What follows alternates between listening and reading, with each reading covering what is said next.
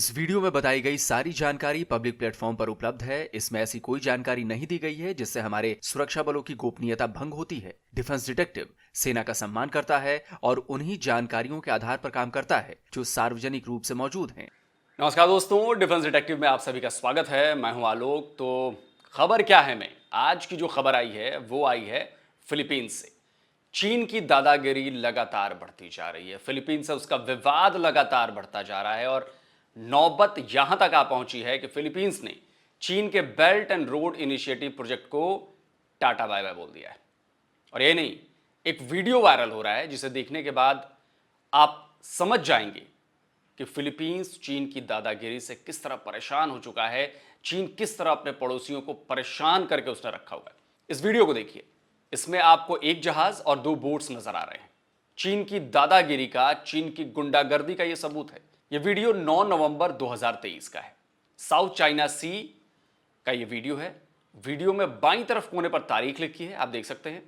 बीच में जो जहाज है, जो बड़ा शिप आपको दिखाई दे रहा है, वो फिलीपींस का जहाज है और उसे घेर कर चल रहे ये दो जो बोट्स हैं वो चाइनीज कोस्ट गार्ड के हैं। चीनी कोस्ट गार्ड के ये बोट्स बार बार फिलीपींस के शिप का रास्ता रोक रहे हैं। ना सिर्फ रास्ता रोक रहे हैं बल्कि बेहद खतरनाक मनूवर भी कर रहे हैं। फिलीपींस के शिप के लिए चीनी बोट्स का यह अग्रेशन खतरनाक हो सकता है।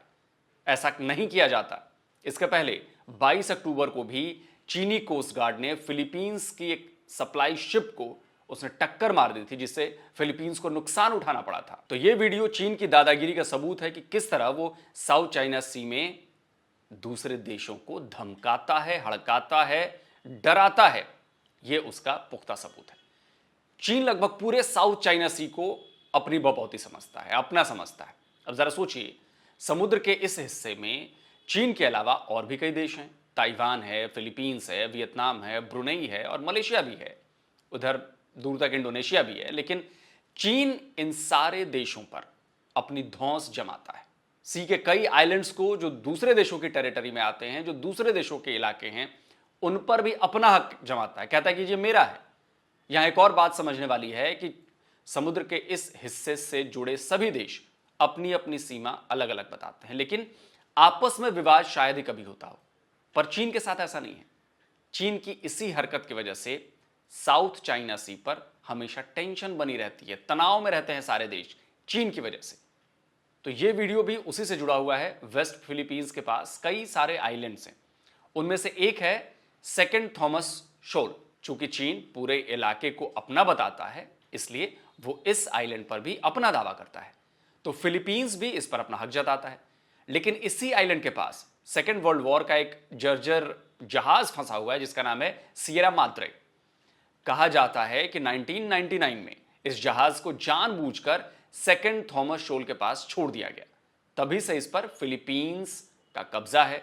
फिलीपींस ने अपनी नेवी के कुछ जवानों को वहां पर तैनात कर रखा है। एक टुकड़ी वहां पर उस जहाज पर तैनात है और ये टुकड़ी वहां पर अपनी प्रेजेंस बताती है कि ये फिलीपींस का इलाका है। और जब से ऐसा हुआ, उसके बाद से ही चीन और फिलीपींस के बीच का तनाव और ज्यादा बढ़ गया है। हालांकि यह जहाज पूरी तरह से सड़ चुका है, पुराना है, लेकिन फिलीपींस इसकी टाइम टाइम पर मरम्मत करता रहता है। इसके साथ ही फिलीपींस इस जहाज पर तैनात अपने सैनिकों को रसद भी पहुंचाता है। भाई, जब वहां से जवान रखे हैं तो रिसप्लाई भी भेजनी पड़ेगी। तो इससे चिढ़कर चीन जो है, अक्सर जो उस जहाज के लिए जो फिलीपींस के सप्लाई शिप्स जाते हैं उनको रोक लेता है, उनको परेशान करता है, उनको जाने नहीं देता, उनका रास्ता घेरने की कोशिश करता है और कभी कभी जहाज में टक्कर भी मार देता है। तो कभी वो वाटर कैनन से इस्तेमाल करता है, वाटर कैनन से उन पर हमला करता है। और ऐसे वीडियोस हमें लगातार आते रहते हैं। चीन की इन्हीं आदतों से करीब करीब सारे पड़ोसी देश परेशान हैं। और हैरान करने वाली बात क्या है? हैरान करने वाली बात यह है कि जिन देशों की सीमाएं चीन के साथ लगती हैं, उन सभी देशों के साथ चीन का विवाद है। 18 देशों के साथ तो उसका डिस्प्यूट सभी को पता है। भारत भी इसमें शामिल है। ये वो देश हैं जो चीन के पड़ोसी हैं। इनमें लैंड बॉर्डर वाले पड़ोसी भी हैं, कुछ देश मैरीटाइम यानी समंदर पार वाले पड़ोसी हैं, और कई देश ऐसे हैं जिनका बॉर्डर भी नहीं लगता, कुछ भी नहीं लगता, लेकिन तब भी चीन के साथ पंगा है उसका। तो फिलीपींस के साथ जो उसका मेन लफड़ा है वो समंदर में। चीन की दादागिरी का जो वीडियो सामने आया है, उसके बाद फिलीपींस ने हर बार की तरह इंटरनेशनल फोरम में अपना विरोध दर्ज करा है, लेकिन चीन जो है अपनी हरकतों से बाज नहीं आ रहा। इसीलिए फिलीपींस ने चीन के खिलाफ एक बहुत बड़ा कदम उठा लिया। फिलीपींस ने डिप्लोमेटिक फोरम पर चीन के सामने उसकी कोस्ट गार्ड की इस हरकत का विरोध दर्ज कराया है, लेकिन फिलीपींस ये भी जानता है कि चीन सुनने वाला नहीं है। इसीलिए उसने चीन को एक बहुत बड़ा झटका दिया है जो उसके अख्तियार में था। फिलीपींस ने क्या किया है कि चीन का जो बेल्ट एंड रोड इनिशिएटिव है, जो जिनपिंग का सपना है, उससे नाता तोड़ने का ऐलान कर दिया है। हालांकि इस बारे में फिलीपींस का कहना है कि चीन उसे फंड्स मुहैया नहीं करवा रहा, इसलिए बेल्ट एंड रोड को उसने ड्रॉप कर दिया है। लेकिन ये सबके सामने है कि भाई फिलीपींस के इस एक्शन की वजह क्या है। खैर, फिलीपींस का ये कदम चीन के लिए जो है वो बहुत बड़ा झटका है। पिछले महीने यानी अक्टूबर में ही जो चीन का बेल्ट एंड रोड इनिशिएटिव है उसका 10वां बर्थडे मनाया गया, बहुत बड़ा सेलिब्रेशन किया गया और पाकिस्तान के लोग भी गए थे उसमें। तो belt and road forum international cooperation यानी BRF का बड़ा आयोजन किया गया था और इसकी कामयाबी का खूब ढोल पिटा गया। लेकिन फिलीपींस का बाहर जाना उसके इस ढोल की पोल खोल गया। BRI के 3 बड़े प्रोजेक्ट जो हैं वो फिलीपींस में चल रहे थे। $5 बिलियन के ये तीनों प्रोजेक्ट रेलवे लाइन से जुड़े थे।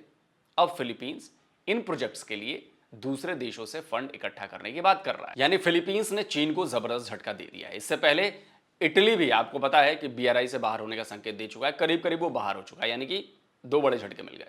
वजह जो भी हो, BRI से जुड़े कई देश अब चीन के इस जाल से आजाद होना चाह रहे हैं।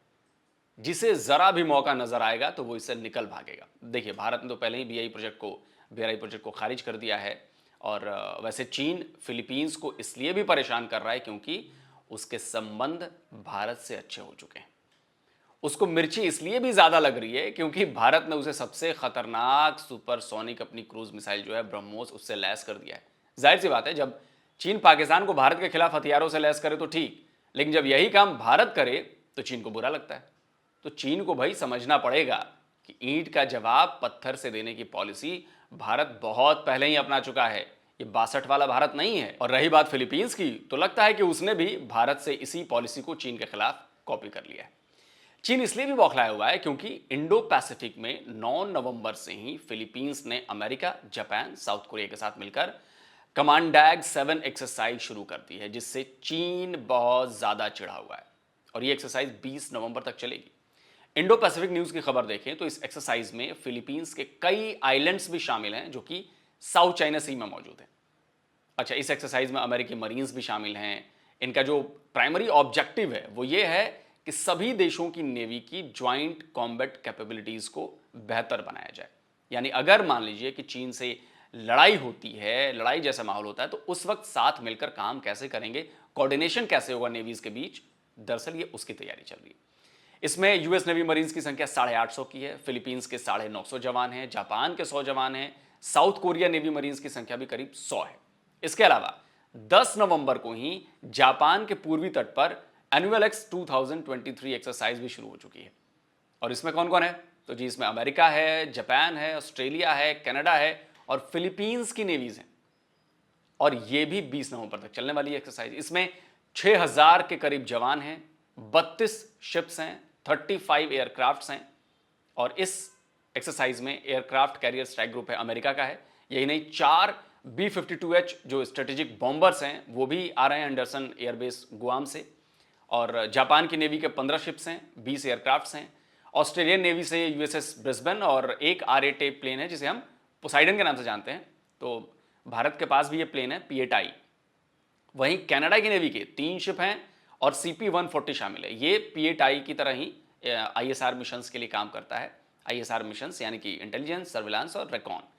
तो और इनका इस्तेमाल, मैं आपको बता दूं कि इनका इस्तेमाल एंटी सबमरीन वॉरफेयर में भी किया जाता है, यानी कि तैयारी पूरी चल रही है चाइना के खिलाफ। तो दोस्तों, आज का ये वीडियो कैसा लगा हमें जरूर बताइएगा। और जिन्होंने अभी तक हमारे चैनल डिफेंस डिटेक्टिव को सब्सक्राइब नहीं किया है भाई, आप लोग सब्सक्राइब कर लीजिए ताकि डिफेंस और जियो पॉलिटिक्स से जुड़ी जो खबरें हैं, जिनके वीडियोज हम बनाते हैं, आप तक वो फौरन पहुंच जाएं।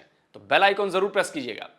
इसका फायदा ये होगा जैसे ही यहां से कोई नया वीडियो अपलोड होगा उसकी नोटिफिकेशन आप तक फौरन पहुंच जाएगी। तो जल्दी मिलता हूं एक और नए वीडियो के साथ। नमस्कार, जय हिंद।